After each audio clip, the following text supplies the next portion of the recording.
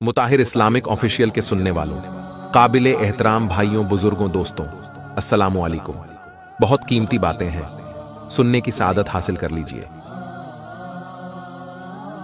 Number 1، حضرت جی مولانا محمد یوسف رحمت اللہ علیہ فرماتے ہیں، جس نے اللہ کے در پر آنا سیکھ لیا، اللہ پاک اس کو سارے دروں سے نجات فرمائے گا، لیکن جس نے اللہ کے در پر آنا نہیں سیکھ لیا، اللہ پاک اس کو سارے دروں کا محتاج بنائے گا۔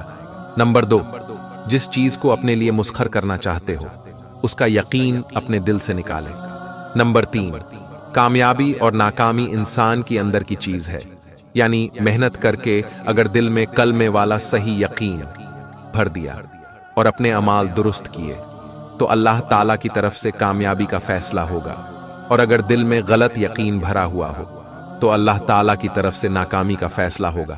نمبر 4، لوگ کہتے ہیں کہ خالی نماز سے کچھ نہیں ہوتا، میں بھی یہی کہتا ہوں کہ خالی نماز سے کچھ نہیں ہوتا، حقیقی نماز پر اللہ تعالیٰ کی مدد آئے گی۔